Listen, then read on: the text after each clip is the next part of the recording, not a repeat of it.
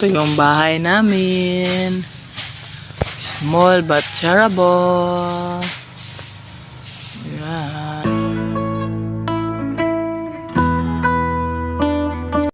Yan ang kita niya.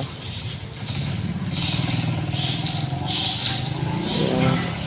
Kasi dito nakalinis na ko dito. Yan. Alis na to. Ito lang kasimple. Yung mga plato. Hugasan pa yan ng anak ko mamaya. Di pa ako nakalabain ng okay. Kasi ano. Wala pang sabon. So yan yung mga ano dito. Gayan dahon. Bisaya pa sagbot. Simple lang. Wala tayong loto kasi yun nga mamaya pa magpadala yung asawa ko ng pera. Walang ano. Maijika siya lang daw. Walang pang-agahan. Ano ko yan. Saan yung ano. Ano, mawalis lang yan. Sana yung magwalis. Sila okay ka kasi na lang. Ilan na yun? Tipok-tipok para pag ako sakot ni mo. Ano yun, diba? Para unya, ako naman ganyan sagot. Gamay na lang, kaya nanilig naman ta.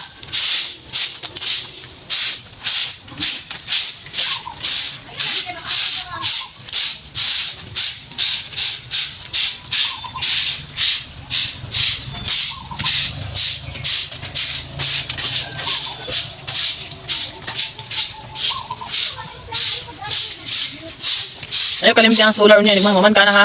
Din paghalay ni mo lang tawak mo sige, iyok dayon na lang remote.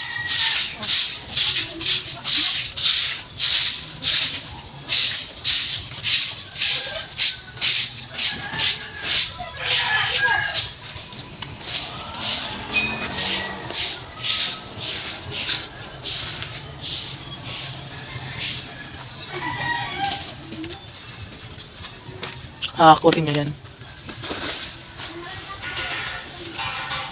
Wala kaming daspan nila. Wala kami ano para kami bagong simulan ng pamumuhay. Yun nga lang dahil sa demolition na yun. Wala lahat mga gamit namin inang.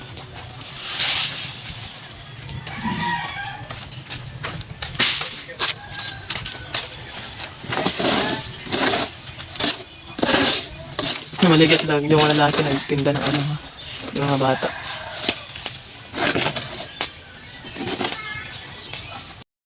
Natin inang kapaligiran nature. Di pa rin mawawala talaga ang magandang tanawin natin sa dagat. Dito kami sa lilim ng puno. Yan. Mahangin ngayon ha, dahil kagabi napakainit talaga kagabi. A few moments later. Hello inang. Tanghali na ngayon inang, mag 12 na yata or 12 na. So ngayon lang kami nakasain ng anak ko inang kasi ngayon ko lang nalaman na nagpadala na pala na yung asawa ko ng 150 pesos para makabili kami ng bigas. Yang inang nakasain kami ng kanin. Ngayon lang kami mag-agahan. Ano bang tawag nito? Brunch, breakfast, tsaka lunch. Nakasain na kami ng kanin at tsaka ito yung lulutuin namin. Egg. Ito na inang, gising na ang inang nyo kasi magluluto nga kami ng itlog inang. So nilili ko muna ang kawali yan para pag maluto na ang kanin, mahahain ko na siya sa apoy. Automatic na ang yung kawali na mailagay inang. Ganyan talaga ang pamumuhay dito inang. Para bumalik kami sa pinakasimpleng buhay dito. Wala lahat. Parang walang kurente. Yung bang walang kurente inang. Yung pamumuhay na nasa bukid pero andito kami sa city. Ng probinsya lang ang lugar natin pero andito kami sa city. Parang walang talaga, walang gastos dito lang noon. Nga, kuryente, lahat, kagamitan. Part ng kuryente yung ginagamit namin inang. Pero ngayon, wala, balik sa uno kami. Pero okay lang inang, medyo nasanay nang kukunti. Kasi dati, napakahirap sa akin magluto sa apoy. Pero ngayon yun, nasanayan lang yan kasi yung asawa ko naman, siya sa pangaway para may panggatong akong magamit. Hindi naman pwede walang panggatong, napakahirap kaya. So ayan, nag-prepare na ako ng lutuin kong itlog. Kami na ng anak ko ang kumain din inang kasi nga yung asawa ko nagtrabaho, nagpadala lang siya ng pera para makakain kami kasi wala talaga kami pangagahan inang. So mainit na ang kawali, nilagyan ko na ng konting oil. Kasi hindi talaga maganda pag over sa oil ang itlog. Pero una ko muna niluto ang sunny side up kasi yan ang request ng anak ko. Sunny side up daw yung gusto niya. So, pinagbigyan ko siya. Alam naman niya kasi masarap ako magluto ng sunny side at tingnan niyo nga, sarap tingnan. Sarap talaga. So, kinuha ko muna yung sunny side at niya. Nagtipid talaga ako sa panggatong inang kaya hindi ko na lang yung minadagdagan ng panggatong ang yan, apoy na yan. Medyo nawala-wala na yung apoy. Natagalan na ako konti. Pero inang napakainit talaga inang magpakalapit ka sa apoy yan. Init talaga. Gusto ko na sana pero bawal talaga ako sa bawal ako sa aso kasi nga asthmatic ako pero tinitiis kinakaya ko lang kasi wala naman akong magagawa.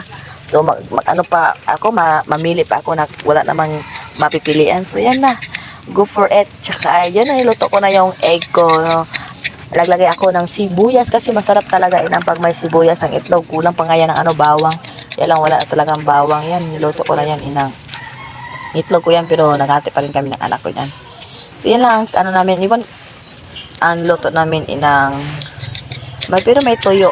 May tuyo. Konting tuyo lang yung nabili ko. Mga 2 piraso yata yun.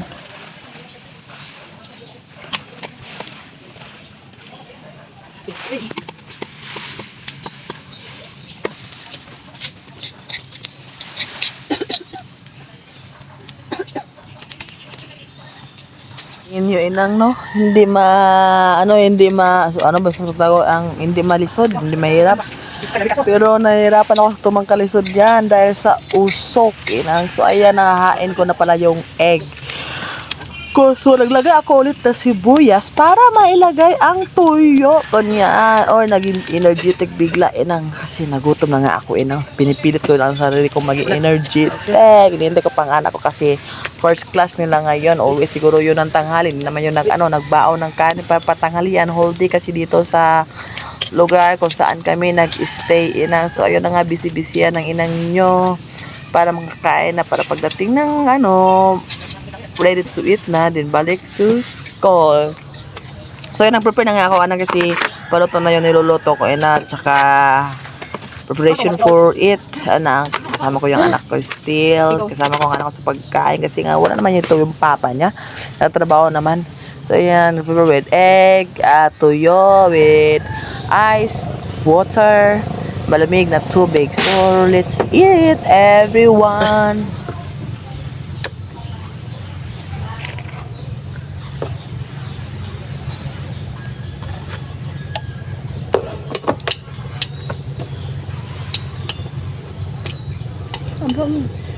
Kumasok na makapala kusok malawasugan. Bless the food of God. Just maintain and pray.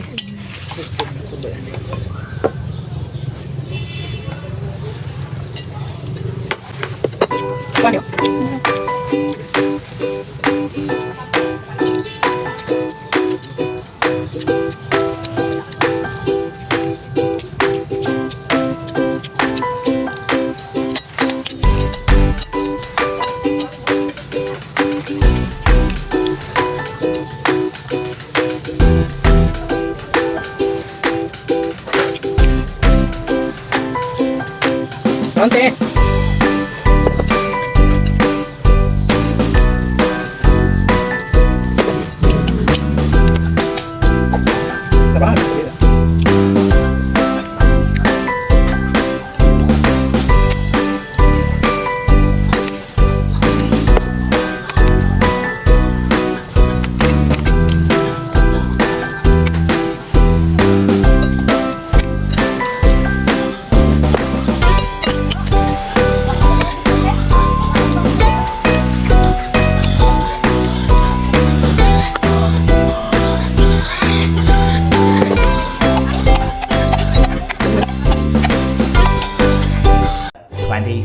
Hours later. This, oh. Hilaw pa ninay ba? Ha? Hilaw gani, dahan kaayo. Hilaw pa na kay? Mo gani. Bayabas ha? Naglakad kami galing kami sa para lang nag-enroll. Ay, mga baladen na ya.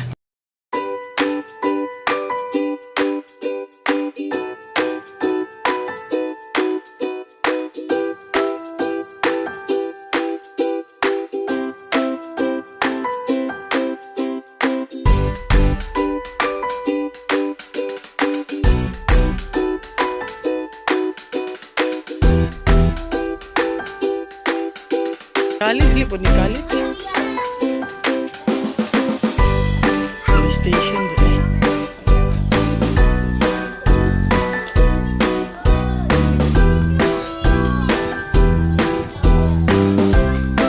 Muna ning akbang. Oh. Dito na speakers di ay.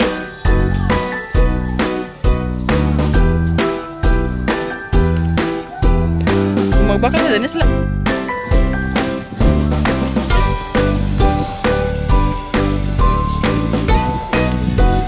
Ha? Delikado ani. Sa Pinay.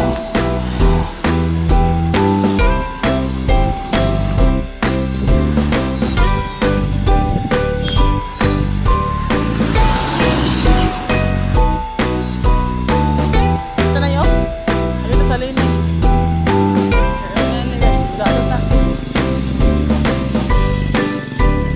Gahulat ha, pag buwanis eh. Panoy, lingkod-lingkod diha.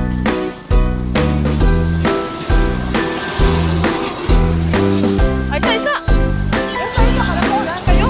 Ay, nagkabok.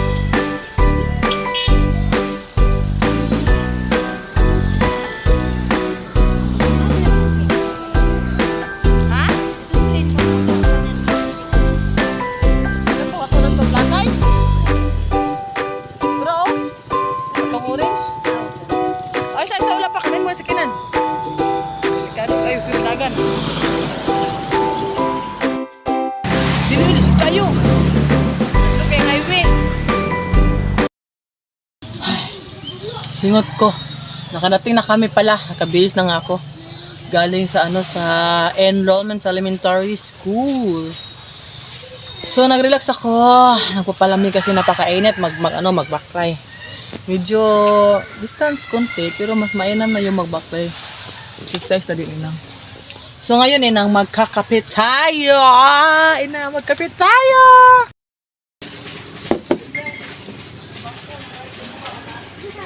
Diba ko nauna na sila, makalit na yun.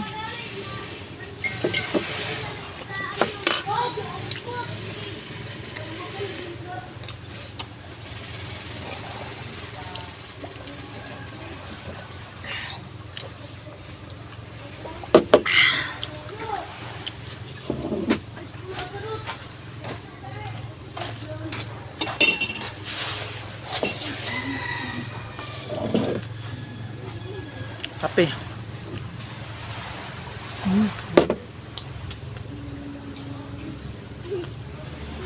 A few moments later. So, hello, nakauwi na kami nang galing kami sa covered court. Hindi na ako nag video doon. Kasi yun nga. Wala namang ganap doon inang. So, pag uwi namin galing sa dami, nakita ko ito. Ano to? Bunga ng talisay daw. Oh, talisay. First time ko pang makain daw to inang. Oh. Sino nakakaalam? So, buksan natin inang. Skip kayo ba?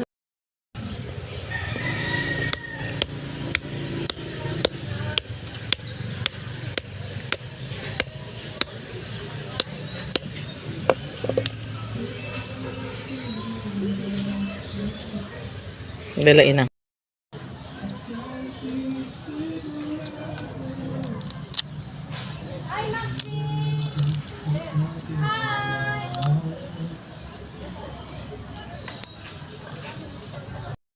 Ano inang kasi, ano pala, sira ito oh.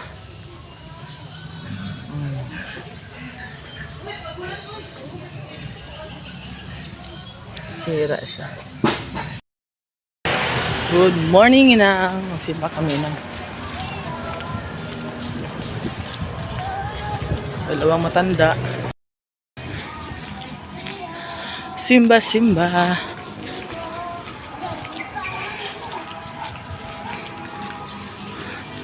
Ito yung daanan na pupunta sa simbahan kung saan kami nagsisimba inang. Tabok taraan ay. Tara mong tabok ha. Hawid.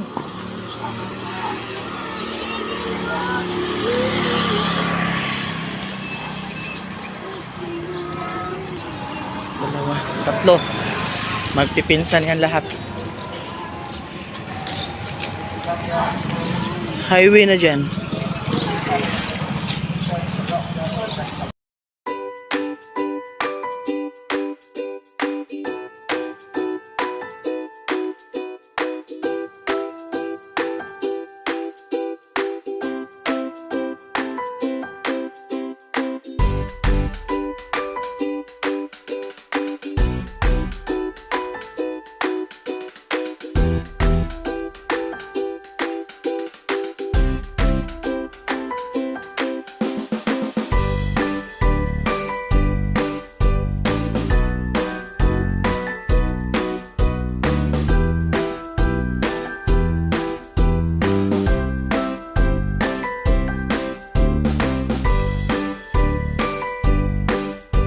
Nakakantuin na kasi medyo distansya pa yung church namin. So, ano dito, ano ba ito? Embornal o ano ba ito? Malita sapa. Kasi minsan pag tataas yung tubig sa dagat, aabot dyan. Pag tataas yung tubig sa dagat. Ano talaga dito ha?